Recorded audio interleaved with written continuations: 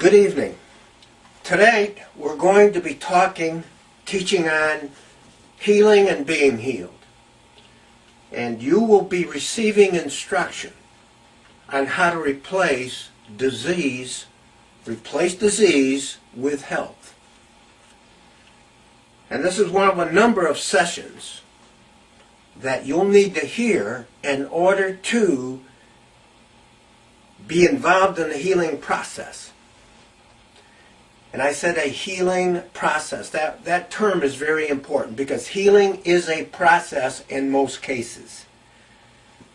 At the same time, you're going to learn what your part is in the healing process. And I'll say this, the single most important thing that you can know is that there are several different healing methods that heal the sick.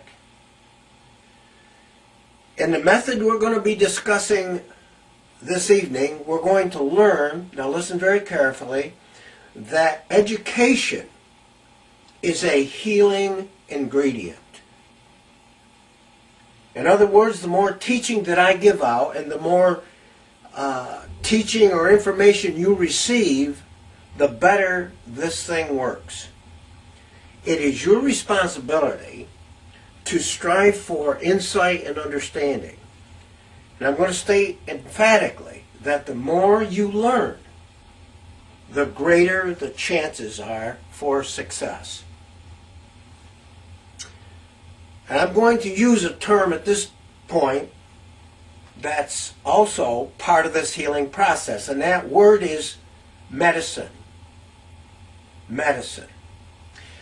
We're going to learn that teaching and education are very effective medicines and therapy. Teaching and education. Let's start by taking some medicine. I want to go over to the book of Acts and read in chapter 10, verse 38. Very important information in this verse. Here it said how God anointed Christ with the Holy Spirit and power. So Christ had a couple of essential attributes or ingredients or whatever you want to call it. He had the Holy Spirit and power. So we're talking about divine healing.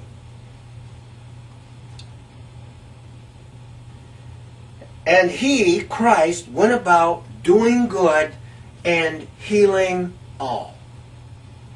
In other words, one of the primary purposes of his ministry was to solve problems, and he used spiritual tactics to do that. We'll see more about that in just a moment, the spiritual part of it.